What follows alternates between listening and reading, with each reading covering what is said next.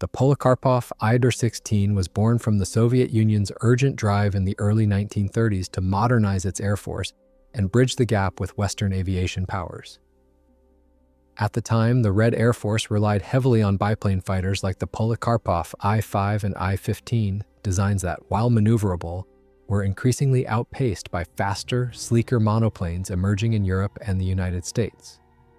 The Soviet leadership, mindful of rising tensions in Europe and the growing possibility of a future conflict, demanded a cutting-edge interceptor that could achieve speeds and performance far exceeding its predecessors. To meet this requirement, the Central Design Bureau under Nikolai Polikarpov was tasked with developing a revolutionary aircraft that would not just match, but surpass the capabilities of contemporary fighters. Polikarpov's design team pursued a concept that was audacious for its time: a small, single-seat monoplane with a fully cantilevered low wing, retractable landing gear, and enclosed cockpit, features rarely combined in 1933-34. The design aimed to deliver exceptional speed and climb performance, even if it came at the cost of handling ease and stability. To maximize power-to-weight ratio, the team opted for a compact, lightweight airframe powered by a Shvetsov M22 radial engine, a Soviet-built version of the Bristol Jupiter. The aircraft was designed around aerodynamic efficiency, with a stubby fuselage and wings of relatively short span, resulting in a unique, almost barrel-like silhouette that contributed to its later nickname among Soviet pilots, Ishak, Little Donkey. One of the most innovative features of the I-16 was its manually retractable landing gear, operated by a hand crank in the cockpit. While retractable gear was not entirely unprecedented, its inclusion on such a small fighter was a bold step forward, significantly reducing drag compared to fixed-gear aircraft of the era. The airframe also made extensive use of mixed construction, a steel tube fuselage framework with wooden wings and fabric-covered control surfaces, balancing weight reduction with manufacturability, given the Soviet industry's limitations at the time. Developing this pioneering design was not without obstacles. The unconventional layout and center of gravity made stability a persistent challenge, particularly during takeoff and landing, where pilots had to contend with sudden pitch and roll tendencies. The compact dimensions, while advantageous for speed, left little room for heavy armament or fuel, limiting range and early firepower. Yet the Red Army Air Force was willing to accept these trade-offs in pursuit of a high-speed interceptor, recognizing that the aircraft's radical features represented a leap into modern air combat. By 1933, the first prototypes were under construction, setting the stage for an aircraft that would debut as one of the fastest fighters in the world, only to face the brutal test of rapid technological change and the realities of modern warfare. The I-16 would soon prove itself not only as a symbol of Soviet innovation, but also as a frontline workhorse that, despite its quirks and limitations, confronted some of the most advanced air forces of its time. The first prototype of the Polikarpov I-16, designated TSKB-12, took flight in late December 1933 under the control of test pilot Valery Chkalov. From the outset, it showcased performance that was unprecedented for a Soviet-designed fighter, reaching speeds near 360 kilometers per hour, a figure that surpassed most contemporary biplanes and rivaled early Western monoplanes. Its retractable landing gear, a first for a Soviet aircraft, significantly reduced drag, while the low-wing cantilever design provided a clean, aerodynamic profile that contributed to its impressive speed and climb rates. However, these advancements came at the expense of stability, and Chkalov's early test flights highlighted the I-16's sharp stall characteristics and challenging handling, especially at low speeds and during landings. During initial testing, engineers made numerous refinements to address the aircraft's unpredictable flight behavior. Adjustments to the wing, dihedral, and tailplane area improved stability somewhat, though the I-16 would never entirely shed its reputation for being demanding to fly. The cockpit, enclosed in early prototypes, was a rarity in the Soviet Union at the time, offering improved pilot comfort at high speeds but limiting visibility during takeoffs and landings. Later production models would adopt a partially open cockpit to balance visibility and aerodynamics based on pilot feedback. Power plant development also played a critical role in shaping the I-16's progression from prototype to production. The first versions used the Shvetsov M22 radial, delivering 480 horsepower, which was sufficient to outpace most contemporaries but left little margin for growth as armament and equipment increased. Recognizing the need for more power, Polikarpov's team quickly began adapting the airframe to house more capable engines, including the 700-horsepower Shvetsov M25, a licensed derivative of the American Wright Cyclone. This upgrade significantly enhanced speed and climb, laying the foundation for later combat-ready variants. Armament testing began with two 7.62mm PV-1 machine guns mounted in the cowling, synchronized to fire through the propeller arc. While sufficient for the mid-1930s, this limited firepower was quickly identified as a drawback, particularly as reports from Europe and Asia indicated fighters were beginning to carry heavier guns. Engineers experimented with wing-mounted Shkes machine guns and, in later prototypes, 20mm Shveki cannons, which greatly improved combat effectiveness but added weight, exacerbating the aircraft's handling quirks. The transition to production began in 1934, with the first I-16 Type 4 entering limited manufacture for evaluation by the Red Army Air Force. Assembly lines were established in Gorky, leveraging the aircraft's mixed construction to speed up production despite the Soviet aviation industry's relative immaturity. Early production aircraft incorporated many of the refinements developed during testing, including modified control surfaces, strengthened landing gear, and optional open canopies, ensuring the fighter was more manageable for frontline pilots.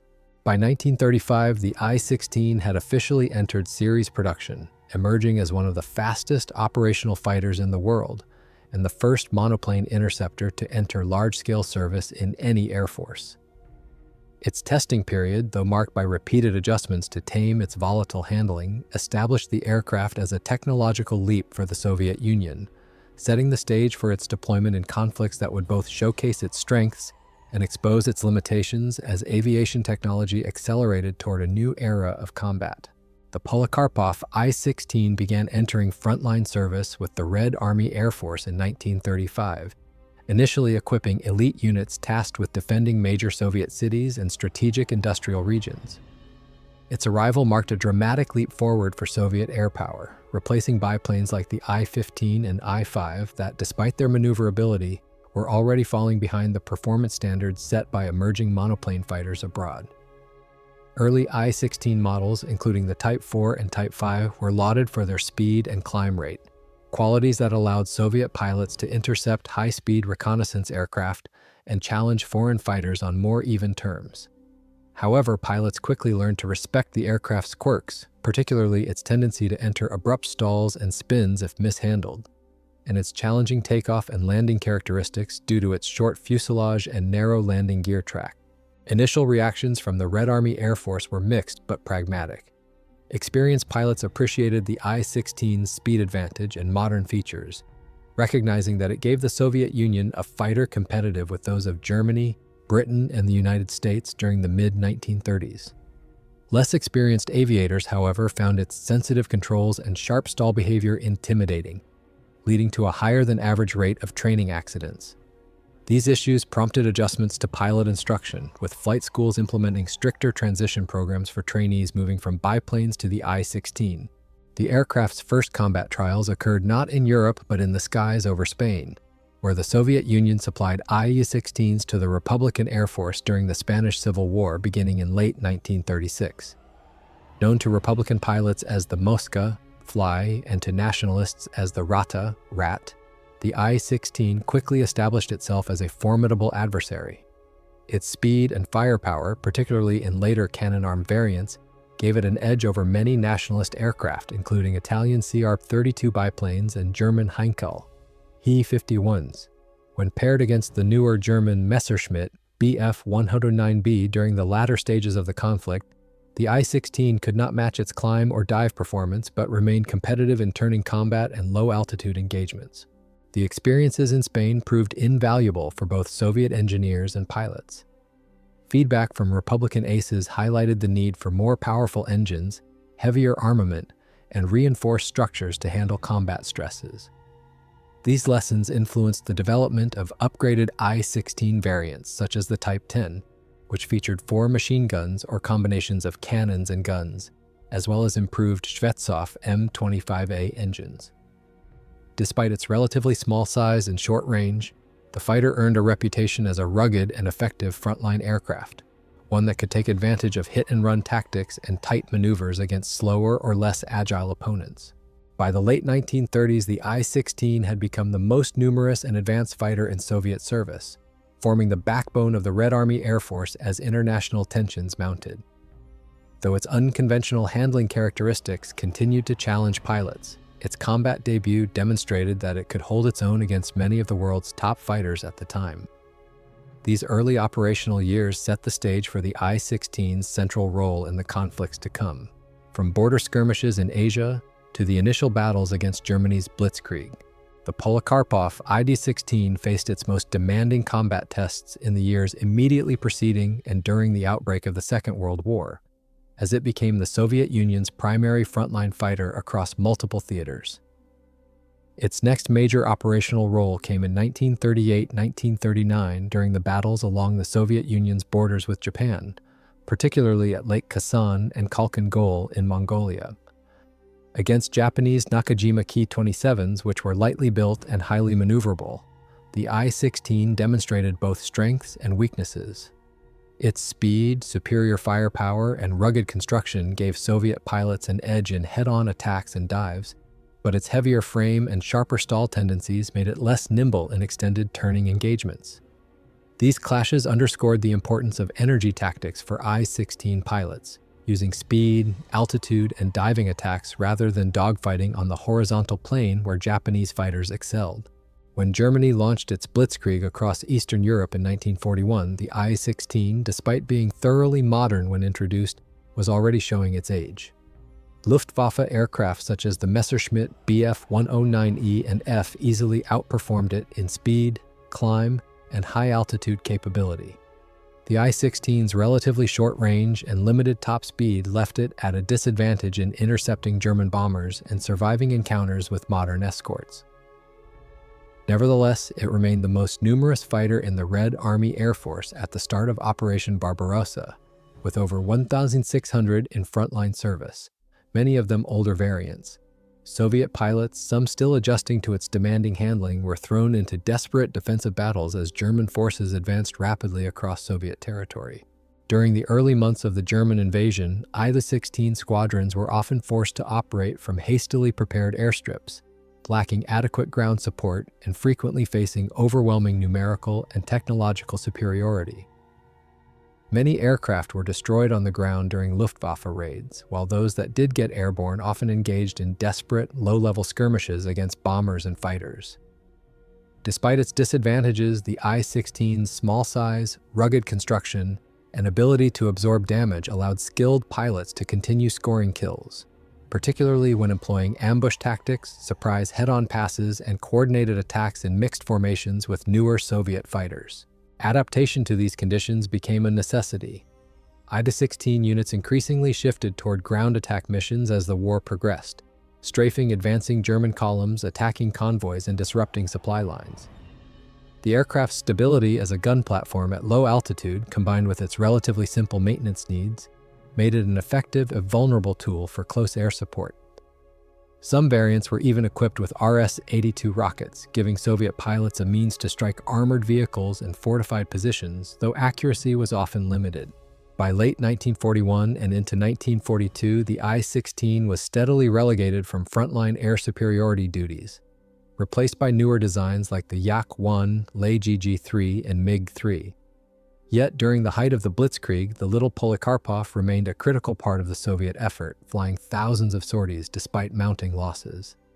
Its role evolved from cutting-edge interceptor to attritional fighter and ground attack aircraft, a transformation that reflected both the relentless pace of aviation advancement and the Soviet Union's desperate need to use every available asset to slow the German advance. The evolution of the Polikarpov I-16 over its production life resulted in numerous variants designed to extend its relevance as aviation technology outpaced its original capabilities. From its earliest versions, the aircraft underwent continuous modifications to address shortcomings in performance, firepower, and mission flexibility. The initial production Type 4 and Type 5 models, armed with two synchronized 7.62mm PV-1 or SKS machine guns and powered by Shvetsov M22 or early M25 engines, were quickly succeeded by more capable versions like the Type 10, which introduced 4 wing-mounted SKS machine guns and an uprated M25A radial engine delivering 700 horsepower. These upgrades increased its firepower and speed, enabling it to remain competitive through the late 1930s. Subsequent models, including the Type 17 and Type 27, experimented with heavier armament configurations, such as twin 20mm Shveki cannons combined with machine guns, making the I-16 one of the first Soviet fighters capable of engaging armored bombers and ground targets with substantial firepower. However, these enhancements came at the cost of additional weight, which further accentuated the aircraft's already challenging flight characteristics and reduced its agility in turning combat. Engineers also introduced reinforced structures and redesigned control surfaces to offset these effects, but the I-16's compact design limited the degree to which it could be modernized without significant compromises. In an effort to broaden its operational versatility, several I-16 variants were configured for specialized missions. Ground attack versions, such as those fitted with RS-82 rockets or light bomb racks, became increasingly common during the early years of the German invasion, allowing the aircraft to attack armored columns and supply convoys despite its vulnerability to enemy fighters. Reconnaissance adaptations carried cameras in place of some armament, while trainer versions, designated UTI-2 and later UTI-4, provided dual control configurations to ease new pilots into the demanding flight characteristics of the type. These trainer models became particularly important as the Soviet Union accelerated pilot training programs during the war. The I-16's production also had an international dimension. The Soviet Union supplied significant numbers to Spain during the Civil War, where the aircraft was flown extensively by Republican forces and tested in combat against Axis-supported fighters. After the conflict, captured examples provided valuable intelligence to Germany and Italy, while lessons learned by Soviet advisors influenced later upgrades. Additionally, China received I-16s during the Second Sino-Japanese War, where they fought against Japanese bombers and fighters, further broadening the aircraft's combat legacy. Despite these many adaptations, by 1942 the I-16 had reached the limits of its development potential. Its short range, limited speed growth, and increasingly unstable handling made it less suitable as a frontline fighter compared to newer Soviet designs. Yet, its wide array of variants, spanning interceptors, cannon-armed strike fighters, trainers, and ground attack platforms, demonstrated the flexibility of Polikarpov's design and its importance in sustaining the Soviet Air Force during some of its most critical years.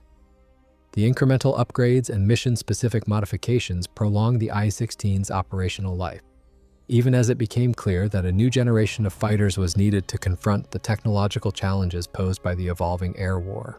By 1943, the Polikarpov I-16 had largely transitioned from its role as a frontline interceptor to a supporting aircraft, though it continued to see action in specific theaters where newer Soviet fighters were not yet available in sufficient numbers. On the Eastern Front, remaining I-16 units were primarily tasked with ground attack and close support missions, striking German infantry positions, supply lines, and light armored vehicles. Fitted with RS-82 rockets or small bomb loads, the aircraft served as a stopgap measure to provide tactical air power, while the Red Air Force expanded production and deployment of Yakovlev, Lavochkin, and Mikoyan Gurevich fighters that had surpassed the I-16 in speed, armament, and overall capability. In these later operations, the I-16's durability and ease of maintenance became its most valuable attributes. Its mixed construction airframe, which combined wood and steel tubing, could be repaired rapidly in field conditions, often using locally sourced materials. This allowed squadrons to keep a higher proportion of their aircraft operational despite limited logistical support in forward areas. However, the fighters' vulnerabilities were stark. Even upgraded versions could not compete with late-war German fighters such as the Bf-109G or Focke-Wulf FW-190, making escort or air superiority roles nearly untenable. As a result, the I-16 operated primarily at low altitudes, relying on surprise, massed numbers, and favorable terrain to carry out ground attack missions while avoiding extended engagements with enemy fighters. Outside the Soviet Union, the I-16's operational life extended slightly longer through foreign operators. In China, aircraft delivered during the late 1930s continued to fly in defensive operations against Japanese forces, though by the early 1940s they were similarly relegated to secondary duties as attrition and mechanical wear reduced their frontline viability. In Spain, captured and surviving I-16s served with the Nationalist Air Force after the Civil War, though most were retired by the early 1940s as more modern access and captured Allied aircraft became available. As the Red Air Force standardized around newer aircraft like the Yak-9 and LA-5, the I-16's numbers dwindled rapidly. Some surviving airframes were reassigned as advanced trainers, benefiting from their demanding flight characteristics, which helped prepare pilots for more modern combat aircraft. Others were relegated to liaison duties, target towing, or experimental testing roles, including trials for rocket-assisted takeoff and early jet concepts, though none of these experiments led to widespread new applications. By the end of 1943, the I-16 had effectively disappeared from the Soviet front lines, overshadowed by faster, more heavily armed fighters that could match or surpass the latest German designs. Nevertheless, its continued service in secondary roles reflected the enduring utility of its rugged, adaptable design.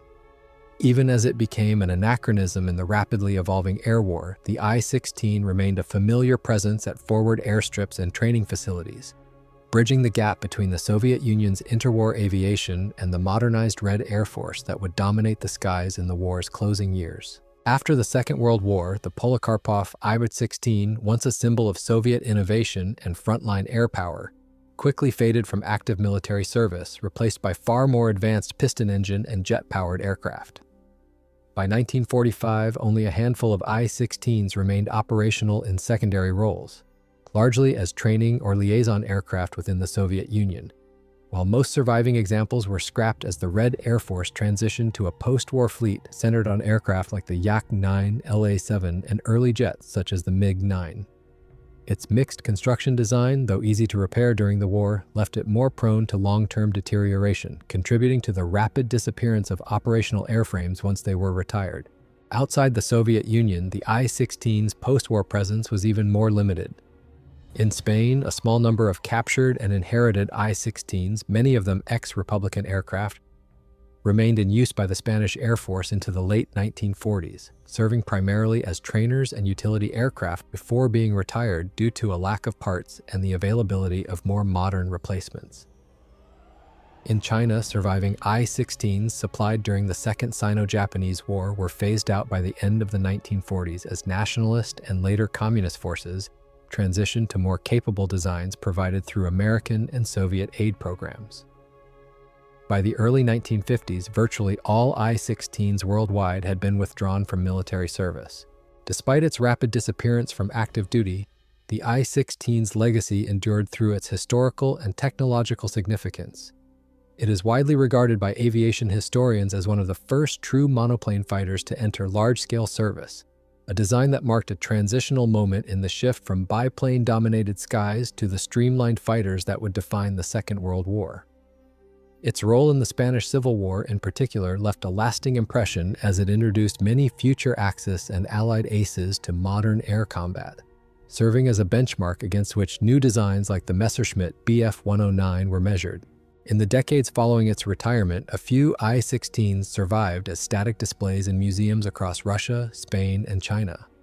However, its mixed construction and wartime attrition meant few intact examples remained. Interest in the aircraft revived in the late 20th century, when restoration projects and reproductions began bringing several I-16s back to flying condition for museums and air shows. These restored aircraft, often assembled using original parts or newly fabricated components, became valuable historical exhibits, offering a tangible link to the early era of modern air combat. The I-16's enduring reputation stems not from longevity, but from its pioneering role and combat record. It stood at the forefront of Soviet aviation's modernization, served across multiple continents, and faced some of the most formidable opponents of its time, from Japanese Ki-27s to German Bf-109s. Today, the handful of surviving I-16s, whether static or flying, serve as reminders of the rapid evolution of air combat in the 1930s and 1940s, and the resilience of the little fighter that confronted the early storm of the Blitzkrieg. The Polikarpov I-16's legacy lies in its role as both a technological pioneer and a workhorse that bridged the gap between the biplane-dominated air forces of the early 1930s and the high-performance fighters that defined the Second World War. When it debuted, the I-16 was one of the most advanced fighters in the world, introducing features like retractable landing gear, a low-wing cantilever monoplane design, and enclosed cockpits at a time when many nations were still fielding open cockpit biplanes. These innovations allowed the Soviet Union to leap ahead in fighter development, fielding an aircraft capable of competing with, and in some respects surpassing its foreign contemporaries during its early years. Its combat career, however, illustrates the rapid pace of aviation advancement during the 1930s and 1940s. By the outbreak of the German invasion in 1941, the I-16, though still the most numerous Soviet fighter, was already outclassed by newer German designs like the Bf-109. Despite incremental upgrades in engine power, armament, and mission adaptability, the airframe's compact dimensions and inherent handling difficulties imposed limits on modernization. This left the aircraft increasingly vulnerable as the war progressed, forcing it into secondary roles such as ground attack, training, and liaison duties, while newer Yakovlev and Lavochkin fighters took over air superiority responsibilities. Globally, the I-16's impact extended beyond the Soviet Union. Its deployment in the Spanish Civil War gave the Republican Air Force a critical technological edge early on, and provided combat experience to Soviet and international volunteer pilots. In China, it became a key element of defensive operations against Japanese forces, despite its eventual vulnerability to newer enemy aircraft. These international deployments demonstrated the fighter's versatility and its importance as a tool of Soviet foreign policy as much as military strategy. In historical perspective, the I-16 is remembered less for its longevity than for its pioneering qualities and the crucial role it played during a transitional era of aviation. Its challenging flight characteristics tested pilots, but also prepared many Soviet aviators for the faster, more demanding fighters that would follow. Its ability to absorb incremental upgrades and adapt to roles far removed from its original conception highlighted the ingenuity of its designers, even as the airframe's inherent limitations curtailed its effectiveness by mid-war. Today, the I-16 endures as a symbol of the Soviet Union's leap into modern fighter design and its struggle to keep pace with the relentless technological evolution of the Second World War. Restored examples flying at air shows and displayed in museums worldwide remind audiences of its distinctive profile and historical importance. Though overshadowed by the aircraft that replaced it, the I-16's legacy as the little fighter that faced daunting odds, from the skies of Spain to the onslaught of the Blitzkrieg, secures its place as a cornerstone in the story of early modern air combat. After its retirement from active service, the Polikarpov I-16 transitioned from a frontline combat aircraft into a historical artifact, preserved more for its pioneering place in aviation than for its longevity. Most surviving examples in the Soviet Union were scrapped during the late 1940s and early 1950s as the mixed construction airframes, with wood and fabric components, deteriorated quickly in storage and lacked long-term preservation measures. A handful were retained as instructional airframes for technical schools, while others were quietly abandoned at remote airfields, cannibalized for parts, or buried beneath scrap heaps as the Soviet Air Force modernized with all-metal fighters and jets. Outside the Soviet Union, a few I-16s endured longer thanks to their use by foreign operators. In Spain, post-Civil War stocks, including captured Republican aircraft and Soviet-supplied examples, were kept operational into the late 1940s, primarily as advanced trainers or utility aircraft within the Spanish Air Force. These were eventually phased out as newer European and American aircraft became available. In China, surviving I-16s lingered into the early years of the Chinese Civil War, flying in secondary roles for both nationalist and communist forces before being replaced entirely by later Soviet-supplied aircraft. By the mid-1950s, almost no I-16s remained in active use anywhere. The fighter's revival came decades later, driven by historical interest and restoration efforts. Beginning in the 1990s, several wrecked or abandoned airframes were recovered from remote sites in Russia and Siberia, often from crash locations where the cold climate had slowed deterioration. These finds, combined with original technical documentation and newly fabricated components, allowed restoration teams in Russia, New Zealand, and other countries to bring multiple I-16s back to flying condition. These restored examples, while often incorporating modern materials for safety, remain visually faithful to the original design and have become centerpieces at air shows and museums worldwide. Today, the I-16's presence in museums and at historical aviation events underscores its enduring fascination as one of the first successful monoplane fighters. Its distinctive silhouette, short, stubby, and compact, stands as a reminder of an era when air combat was evolving rapidly, forcing designers to innovate beyond the familiar biplane forms. Visitors to institutions such as the Central Air Force Museum in Monino, Russia, or the Museo del Aire in Madrid can view surviving examples, while airworthy replicas and restorations fly at select commemorative events, offering a living link to the aircraft's storied past. Though it served for barely a decade as a frontline fighter, the Polikarpov I-16 remains emblematic of the transitional phase of 1930s aviation, a period defined by bold experimentation and the emergence of truly modern combat aircraft. Its survival, even in small numbers, reflects the enduring interest in the designs that bridge the gap between two eras of aerial warfare and the little fighter's reputation as a symbol of resilience in the face of overwhelming odds. The Polikarpov I-16's enduring legacy lies in its status as both a groundbreaking step in Soviet fighter design and a symbol of resilience during some of the most turbulent years of 20th century aviation. When it first entered service, it represented a technological leap for the Soviet Union, introducing retractable landing gear, a streamlined monoplane design, and performance characteristics that briefly placed it among the fastest fighters in the world. For a time, it offered the Red Army Air Force a crucial tool to compete with Western air powers and demonstrated that Soviet engineers could deliver designs on par with, or even ahead of, their contemporaries. Yet the I-16's career also illustrates the relentless pace of aviation advancement during the 1930s and 1940s. Within just a few years of its debut, the aircraft that had once set new standards was overtaken by faster, more heavily armed, and more stable designs like the Messerschmitt Bf-109, and later Soviet fighters such as the Yak-1 and Lei-GG-3. Despite upgrades in engines, armament, and specialized variants, the I-16 could not escape the inherent constraints of its compact airframe and demanding flight characteristics.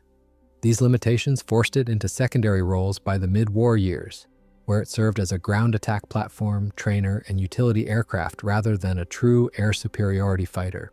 Culturally and historically, however, the I-16 endures as a symbol of determination and adaptation. It was a cornerstone of Soviet aviation during the Spanish Civil War, a workhorse during the desperate early months of Operation Barbarossa, and a key element in China's resistance to Japanese air power.